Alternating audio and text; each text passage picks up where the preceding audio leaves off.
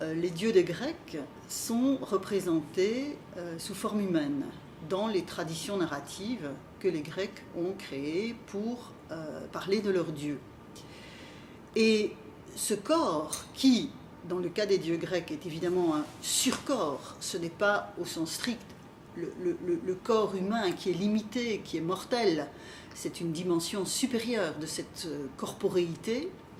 Ce corps est une des manières, un des vecteurs qui permet aux anciens Grecs d'interagir avec leurs dieux et de parler d'eux.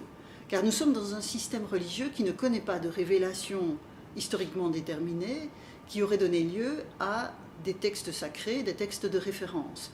Il s'agit donc, comme je le disais tout à l'heure, de traditions narratives qui sont extrêmement plastiques, extrêmement labiles, et où la mise en scène des dieux sous forme humaine est une des manières de parler d'eux en fonction de vecteurs qui sont familiers aux hommes. Et cette forme humaine n'est pas que formelle, si je puis dire.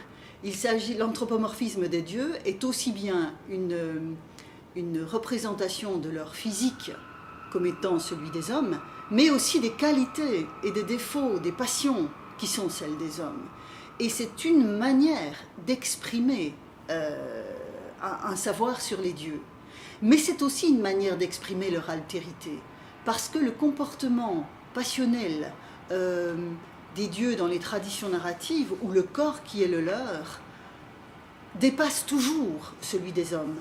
Il est toujours davantage. C'est ce que j'appelais un surcorps.